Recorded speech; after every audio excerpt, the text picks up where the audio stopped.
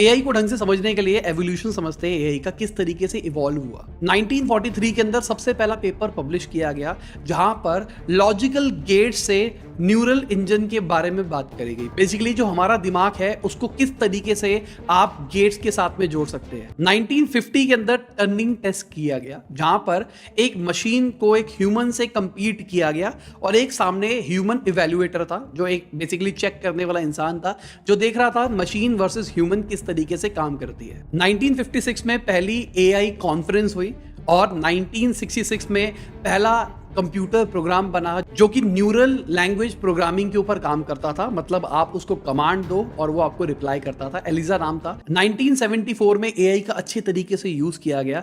यहाँ पर अनसर्टेनिटी के ऊपर काम किया गया। मतलब अभी तक क्या हो रहा था, ये आंसर है, ये रिप्लाई है, ये आंसर है, रिप्लाई है, पर अगर कोई एक नई कंडीशन क्रिएट होती है तो आपको वो आंसर ढूंढना है। उस चीज के ऊपर काम किया गया।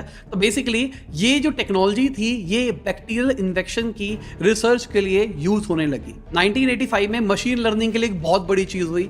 यहां पर एक एल्गोरिथम बनाई गई जो कि अपने आप को खुद से ट्रेन कर सकती है। बेसिकली अगर आप एआई की बात करके चलो तो उसको ट्रेन करना पड़ता है। वो ट्रेनिंग मैकेनिज्म यहां पे बनना शुरू हुआ। 1977 में तो बहुत बड़ी चीज हो गई। एक एआई कंप्यूटर ने, आईबीएम का कंप्यूटर था, उसने एक चेस चैंपियन को हरा दिया। यहां पे ऐसा लगा कि भाई चेस का अंत हो जाएगा, अब एआई खेलेंगे और लोगों के चेस की जो विजिबिलिटी होती है वो खत्म हो जाएगी। 2011 के अंदर आईबीएम के वॉटसन सिस्टम ने एक टेलीविजन गेम शो के अंदर पार्टिसिपेट किया और पुराने चैंपियन को हरा दिया। 2012 के अंदर अगर हम बात करके चले तो इमेज प्रोसेसिंग के अंदर एक बहुत बड़ी चीज हुई। बेसिकली एक इमेज नेट चैलेंज को जीतने के लिए एलेक्स नेट ने इमेज क्लासिफिकेशन का मॉडल बना दिया जहां पर एक एआई इमेज को ढंग से ऑर्गेनाइज कर सकता है। 2015 के अंदर अल्फा गो नामक गूगल का एक प्रोडक्ट था, उसने गो के एक चैंपियन को हरा दिया। और गो एक बहुत ही ज्यादा कॉम्प्लेक्स गेम है। ऐसा माना जाता था कि एआई को ट्रेन करना इसके लिए बहुत मुश्किल है। और 2018 के अंदर एक बहुत बड़ी चीज हुई, वो आई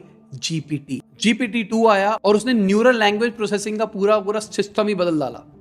लोगों ने कभी सोचा नहीं था कि इस डायरेक्शन पे भी जाएगा। और उसके बाद में चैट जीपीटी 3 आया, अब 4 आया। इस तरीके से इवॉल्व होता हुआ जा रहा है एआई। अभी तक आपने चैट जीपीटी का ही नाम सुना जो टेक्स्ट वाला है। एक इमेज मॉडल भी चल रहा है जिसके ऊपर बहुत सारे लोग काम कर रहे हैं। चैट जीपीटी की जो पेरेंट कंपनी है ओपन एआई, वो डाली के ऊपर काम कर रही है। जो मिड जर्नी आपने नाम सुना है वो बेसिकली स्टेबल डिफ्यूजन के ऊपर काम कर रहा है। स्टेबल डिफ्यूजन एक अलग कंपनी है, उसकी टेक्नोलॉजी को यूज करके मिड जर्नी अपना प्रोडक्ट बना रहा है और भी बहुत सारे प्लेयर्स अपने अपने बना रहे हैं।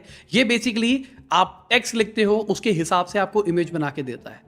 अभी के टाइम पे ये उस लेवल का सोफिस्टिकेटेड नहीं है जिस लेवल पे चैट जीपीटी पहुंच गया है। चैट जीपीटी पे आप मेरे हिसाब से दुनिया की सारी चीजें कर सकते हो। आप जो भी बोलोगे वो सारी की सारी चीजें वो करके देता है। पर कहानी ये है कि अब के टाइम पे सबके सब डर रहे हैं चैट जीपीटी 5 से कि उसको बनने नहीं देना है। अब उसको रोकना पड़ेगा क्योंकि अगर वो बनेगा तो वो एक सिंगुलैरिटी के डायरेक्शन में ले जाएगा एआई सिस्टम को। बेसिकली सबके सब इसलिए डर रहे हैं क्योंकि अगर एआई को इतनी ज्यादा पावर दे दी जाएगी तो हो सकता है, क्या पता, एआई इतना स्ट्रांग हो जाए कि मशीनें आपस में बात करने लग जाए। ये नई बात नहीं है, पहले भी ये चीज हो चुकी है। मशीनों ने अपनी लैंग्वेज डेवलप करके आपस में बात करते करते पकड़े गए हैं। तो अगर ऐसा चीज हो गई कि मशीनें आपस में बात कर रही है और वो नेक्स्ट लेवल इवॉल्व हो रही है तो हम बहुत ही जल्दी सिंगुलैरिटी देख पाएंगे। एआई इतना स्ट्रांग हो जाएगा कि वो कुछ भी कर पाएगा।